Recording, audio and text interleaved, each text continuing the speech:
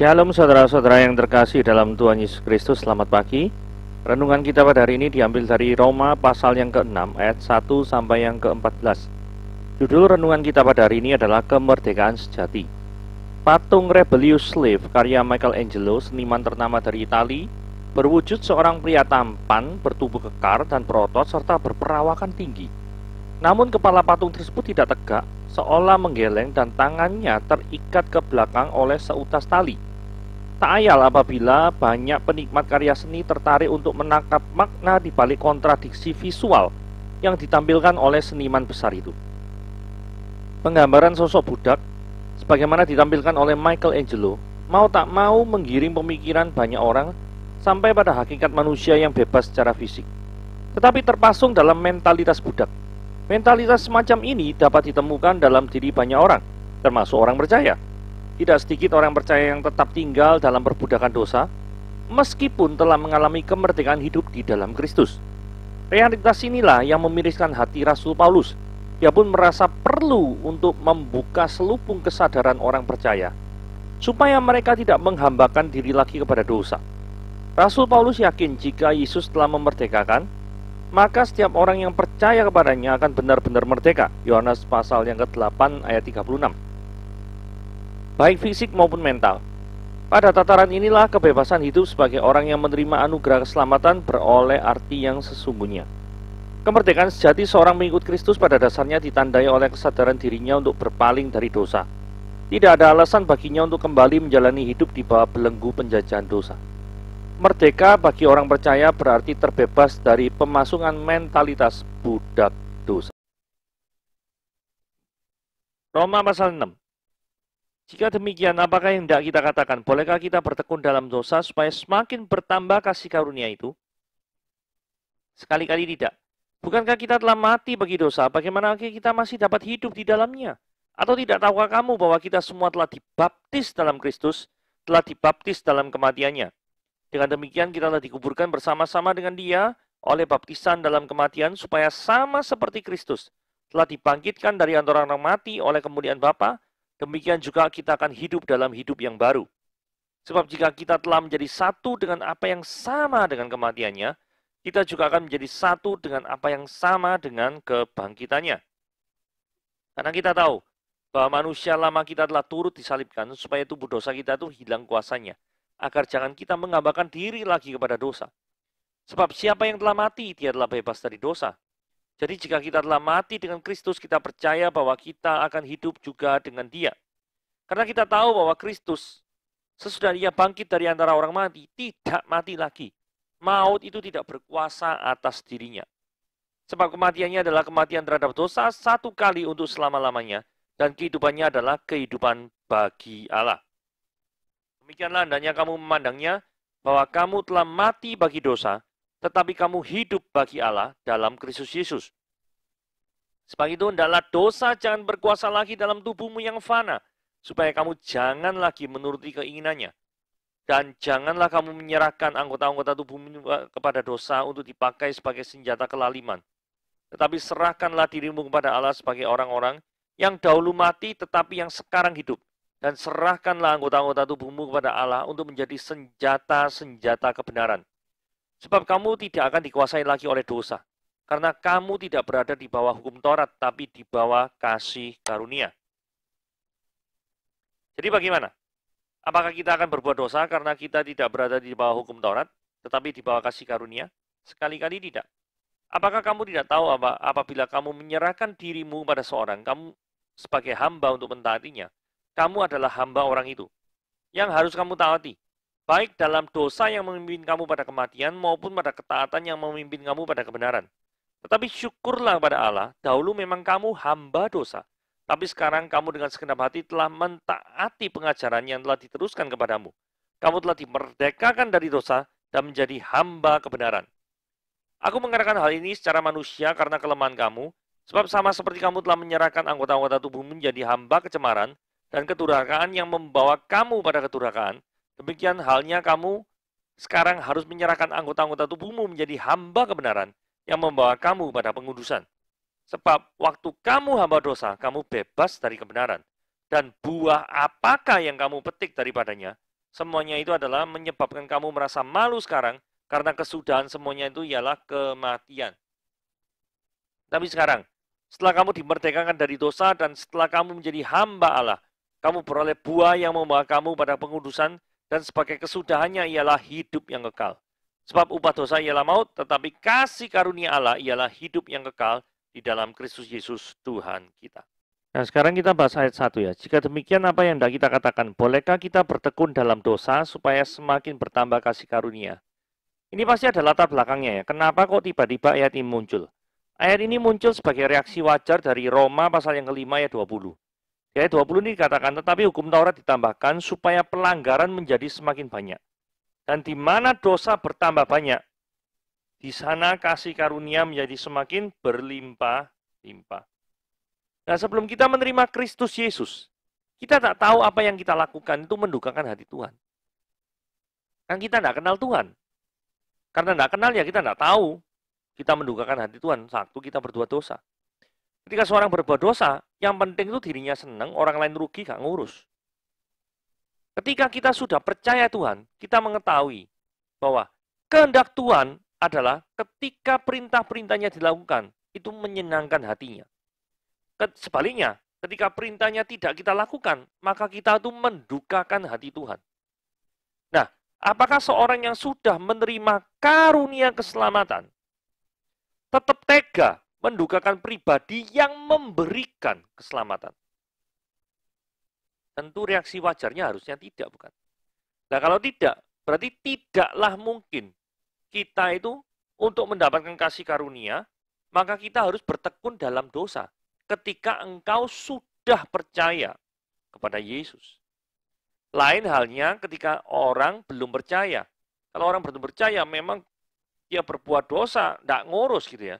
Tapi kalau dia itu sudah mengalami perjumpaan pribadi dengan Tuhan, maka Tuhan menyadarkannya, maka dia akan merasa begitu banyak keberdosaan itu. Sehingga ketika kasih karunia itu diberikan, maka berlimpah-limpah kasih setia Tuhan yang luar biasa atas hidupnya.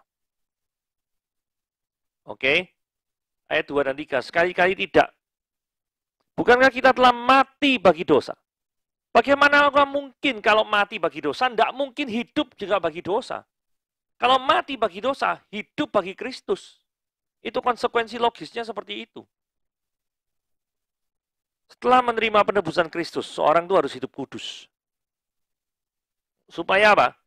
Karena kehidupan yang kudus akan menjadi kesaksian bagi kerajaan Allah. Jikalau ada orang yang berpikiran setelah menerima pengampunan, kemudian bisa bebas berbuat dosa seenaknya sendiri, toh nantinya diampuni. Nah, pemikiran seperti ini pasti tidak dilandasi dengan relasi. Apa maksudnya tidak dilandasi dengan relasi? Orang yang mikir, tidak apa-apa, berbuat dosa, atau akhirnya kasih Tuhan, kasih karunia Tuhan itu lebih besar daripada keberdosaan kita. Sehingga kasih-Nya itu akan mengampuni segala keberdosaan kita. Saudara, kalau misalkan orang berpikiran seperti itu hanya konsep legalis, bukan relasi.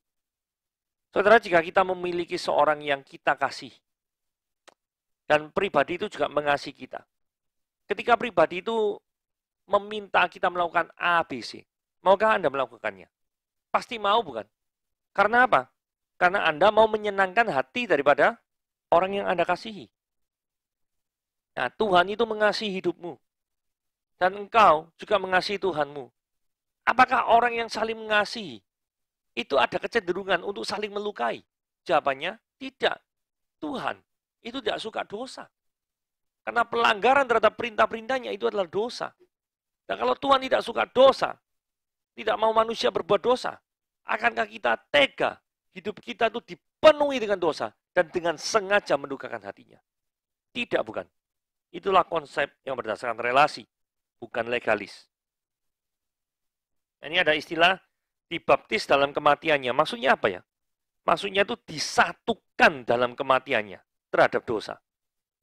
Akibat daripada disatukan kematiannya terhadap dosa, maka orang itu akan mengalami hidup yang baru. Dan ujung-ujungnya hidup kudus bagi Tuhan. Nah, kematian dan kebangkitan Kristus. Dengan demikian kita telah dikuburkan bersama-sama dengan Dia dalam baptisan dalam kematian. Nah, Ini istilah baptisan dalam kematian diulangi 2 kali ya. Ini penting ya. Dan cuma ada tambahan di ayat keempat ini, sama seperti Kristus telah dibangkitkan dari antara orang mati oleh kemuliaan Bapa. Tadi ayat sebelumnya tidak bicara kebangkitan sama sekali. Nah ini sekarang lebih berbicara tentang kebangkitan. Karena ayat 5 juga ditekankan ya. Sebab jika kita telah jadi satu dengan apa yang sama dengan kematiannya, kemudian kalimat yang berwarna biru katakan, kita akan jadi satu juga dengan apa yang sama dengan kebangkitannya. Kebangkitan adalah hal yang pasti bagi setiap orang yang percaya pada Tuhan. Perjumpaan dengan Tuhan adalah suatu kerinduan yang sangat-sangat berharga bagi orang yang percaya. Jadi, kalau orang itu sudah meninggal, orang yang percaya itu memiliki kerinduan untuk dibangkitkan dan bertemu dengan Tuhan secara pribadi. Dan ini beda jauh sama orang fasik. Orang fasik kalau misalnya ketemu pengadilan, nggak usah pengadilan ilahi. Pengadilan di dunia ini aja pasti bulet tidak karuan. Sehingga hadir pengacara itu, dia tidak mau mempertanggungjawabkan setiap perbuatannya. Pokoknya seperti itu. Jadi artinya, orang yang jauh daripada kebenaran, itu tidak memiliki kerinduan untuk bersama-sama dengan Tuhan, yang adalah sang kebenaran itu sendiri. Jadi jikalau Anda memiliki kecenderungan dalam setiap pertemuan rohani atau Anda itu menjauh terus, maka jangan-jangan Anda itu dalam kuasa iblis. Yang dengan sengaja mau menjauhkan hidupmu itu dari Tuhan. Ya. Jadi dari ayat 5, ini adalah paralelisme peristiwa kematian dan kebangkitan Kristus dengan peristiwa yang berhubungan dengan kehidupan kita. Bahwa kita harus mati bagi dosa dan hidup bagi Kristus. Ayat 6 ya. Tubuh dosa itu kita hilang kuasanya. Saudara, manusia lama kita itu telah turut disalibkan. Supaya tubuh dosa kita itu hilang kuasanya. Kalau demikian, berarti sebelum manusia lama itu disalibkan. Berarti ada kemungkinan apa? Berarti ada kemungkinan bahwa memang dosa itu menguasai kehidupan kita. Gitu ya. Mengapa orang tidak bisa lepas dari keberdosaannya? Karena ada kuasa yang mengikat hidup kita. Dan kita sendiri dengan kekuatan diri kita tidak memiliki kemampuan untuk melepaskan diri dari kuasa itu. Karena iblis itu kuasanya hebat. Tanpa pertolongan daripada Tuhan, kita tidak mungkin bisa lepas daripada kuasa dosa. Jikalau kita terikat pada dosa-dosa tertentu, berdoalah minta tolong pada Tuhan untuk melepaskannya. Karena kita percaya bahwa kuasa Tuhan itu jauh lebih dahsyat daripada kuasa iblis. Kuasanya jauh lebih hebat. Kuasanya melintasi segala langit. Kita percaya bahwa alam memiliki kuasa yang jauh, yang melampaui daripada segala akal, melampaui daripada semua kuasa yang ada di dunia ini. Karena dia adalah pencipta alam semesta ini, dia tidak bisa dibandingkan dengan iblis.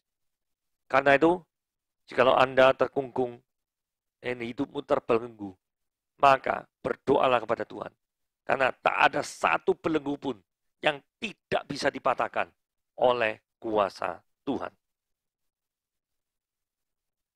Sifat dari kematian dan kebangkitan Kristus ada 2 ya. Sifat pertama adalah kematian Kristus ini bersifat satu kali untuk selamanya. Jadi peristiwa penebusan Kristus ini tidak mungkin diulangi lagi oleh siapapun. Nah kalau kita lihat ya, orang-orang yang di Filipina itu ya, itu seringkali kalau kebaktian Paskah atau apa, itu mereka mencoba untuk merasakan penderitaan Kristus dengan cara benar-benar dipaku, disalib. Saudara, menurut saya tindakan ini tidak diperlukan. Karena yang lebih penting adalah mati bagi Kristus, mati terhadap dosa, tapi hidup bagi Kristus. Jadi sesudah dia bangkit dari antara orang mati, ini sifat berikutnya, Kristus itu tidak mati lagi. Maut tidak berkuasa lagi atas Kristus. Jadi sifat berikutnya adalah kematian dan kebangkitan Kristus ini permanen. Satu kali untuk selama-lamanya. Menunjukkan kesinambungan dan kuasanya tidak pernah putus. Aplikasi praktisnya apa? Kalau kuasa Tuhan itu tidak pernah putus, maka kuasa yang melintasi segala abad itu, yang melintasi segala alam semesta itu, yang kuasanya itu lebih hebat daripada iblis, itu senantiasa lebih hebat. Tidak ada satu waktu pun di dalam dunia ini di mana iblis itu kuasanya lebih hebat daripada Tuhan. Itu tidak pernah ada. Dan jikalau demikian, maka setiap orang yang berlindung di dalam Tuhan seharusnya mengalami aman, damai, sejahtera. 11. Siapakah yang berdiam dalam hidupmu? Demikianlah kamu memandang bahwa kamu telah mati bagi dosa, tapi kamu apa? Hidup bagi Allah. Sebab itu hendaklah dosa jangan berkuasa lagi dalam tubuhmu yang fana, supaya kamu jangan menuruti segala keinginannya. Saudara, jadi pertanyaan penting adalah, tak bisakah kita itu hidup bagi Allah, tetapi di luar Kristus? Mungkinkah itu terjadi? Jadi orang mengatakan, aku beribadah kepada Tuhan, tetapi Kristus tidak perlu. Pertanyaan berikutnya, mengapakah untuk hidup bagi Allah, itu harus ada di dalam Kristus? Saudara, kondisi manusia adalah manusia yang berdosa. Manusia yang berdosa tidak bisa menyelamatkan dirinya sendiri. Karena kuasa dosa begitu mengekang kita. Maka kita butuh bantuan eksternal, yaitu Kristus, untuk menebus daripada keberdosaan kita. Sehingga di dalam kayu salib, Kristus mati untuk menebus dosa kita dan menyelamatkan kita. Nah, kalau misalkan orang itu tidak mengalami penebusan Kristus, berarti orang itu tetap statusnya tidak berkenan di hadapan Allah. Kalau orang itu statusnya tidak berkenan di hadapan Allah, bagaimana mungkin orang yang tidak berkenan di hadapan Allah itu bisa hidup bagi Allah? Tidak mungkin, kan? Bagaimana caranya supaya orang itu orang yang tidak berkenan di hadapan Allah itu menjadi berkenan? Itu dengan perantara Kristus. Jadi dengan adanya Kristus sebagai pengantara, imam besar yang agung, maka hidup pada orang itu diperkenan Tuhan. Itulah sebabnya kita itu bisa hidup bagi Allah kalau di dalam Kristus Yesus. Di luar Kristus tidak mungkin itu bisa terjadi. Berikutnya, jikalau kita menyerahkan hidup kita itu bagi Tuhan, maka Tuhan akan berdiam dalam hidup kita. Dan kuasa dosa kehilangan kekuatannya. Ingat, kalau selama ini mungkin kuasa-kuasa dosa itu yang menguasai kehidupan kita, yang membuat kita itu mendorong kita itu mau tidak mau terus-menerus atau bahkan menikmati keberdosaan kita. Maka ketika Yesus itu naik ke tahta kehidupan kita, maka yang terjadi adalah kuasa dosa minggir. Iblis minggir daripada kehidupan kita. Jikalau kekuatan dosa itu, kuasa dosa itu sudah kehilangan kekuatannya, maka kebebasan yang sejati, kemerdekaan yang sejati, itu sudah menjadi bagian daripada kehidupan kita. Jadi kebebasan yang sejati adalah bebas dari dosa. Jikalau ada tetap masih berada di dalam kuasa dosa, maka Anda tidak pernah bisa merasa bebas. Jadi kalau misalkan ada orang yang merasa, oh aku bebas berbuat gini, berbuat dosa gini, clubbing apa gini gitu, main perempuan lah, nilep uangnya orang lah. Justru Anda itu terikat oleh dosa. Karena tanpa melakukan hal-hal tersebut, Anda itu akan kehilangan jati dirimu. Oke? Bertobatlah. Karena hal yang demikian, Tuhan tidak tinggal diam. Kalau Tuhan tidak tinggal diam, cepat atau lambat, engkau harus bertanggung jawab terhadap segala kehidupanmu. Aplikasi praktis ya. Dulu orang-orang itu menyerahkan hidupnya kepada Tuhan. Ya toh? Dulu orang-orang itu menyerahkan anggota-anggota tubuhnya itu terhadap dosa, itu pakai senjata kelaliman. Tetapi sekarang ketika orang itu sudah menjadi milik Allah, mati bagi dosa dan hidup bagi Allah, maka orang tersebut menyerahkan anggota-anggota tubuhnya itu kepada Tuhan. Sebagai apa? Senjata-senjata kebenaran. Misal orang dokter ya. Seorang dokter yang menyerahkan hidupnya untuk berguna bagi sesama. Bukan jadi dokter yang mata duitan, yang memainkan harga atau jasa, supaya bisa mengeruk sebanyak-banyaknya daripada penderitaan orang lain. Atau jadi dokter spesialis nangani orang-orang mafia. Misalkan. Ini saya lihat yang di film-film ya biasanya ya. Biasanya kan ada orang mafia kalau ketembak, kebacok atau kemana, Kan mereka nggak mau ke rumah sakit, karena kalau ke rumah sakit kan terdata namanya siapa, nanti polisi bisa ngelacak keberadaannya. Karena itu biasanya mafia-mafia besar itu memiliki dokter khusus tersendiri, dan bayarannya biasanya mahal. Karena tidak semua orang tuh mau menjadi dokternya mafia. Ada apa-apa bisa urusan sama polisi, repot ini. Nah, kalau ditanya, kenapa kau mau datang, mau jadi dokter mafia-mafia? Ya pasti karena apa? Uangnya banyak. Gitu ya. Atau sebaliknya jadi pengacara. Membela kaum yang tertindas dan tetap setia pada kebenaran. Itu idealnya seperti itu. Atau jadi pengacara spesialis mafia lagi. Yang tugasnya itu cari-cari hukum ini celah ini ada mana, terus itu bermain kata, bersilat lidah, terus kemudian dengan semangat multitafsir, itu memutar balikan daripada undang-undang untuk menghapuskan jejak kejahatan daripada sang mafia tersebut. Jadi orang ini menggunakan profesinya untuk berbuat fasik dan tidak berdiri di atas kebenaran. Dan berarti kalau orang-orang seperti ini menyerahkan hidupnya sebagai senjata-senjata kelaliman.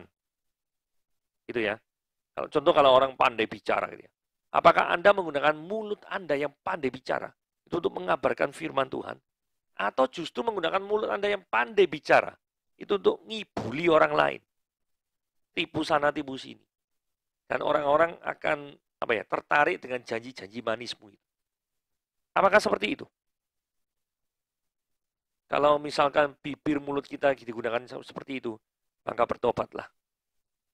Karena firman Tuhan tidak suka yang seperti itu. Perkatakanlah firman Tuhan dalam hidupmu senantiasa. Oke, renungan kita pada hari ini seperti sampai di ayat 14. Karena ayat 15, Roma 6 ayat 15 sampai ke 23. Itu sudah pernah saya bahas beberapa minggu lalu. Itu pada waktu edisi khusus tentang Hari Kemerdekaan. Saya nanti akan taruh linknya di description box. Gitu ya. Eksposisi Roma 6 ayat 15 sampai 23. Oke, sampai di sini dulu. Tuhan Yesus memberkati.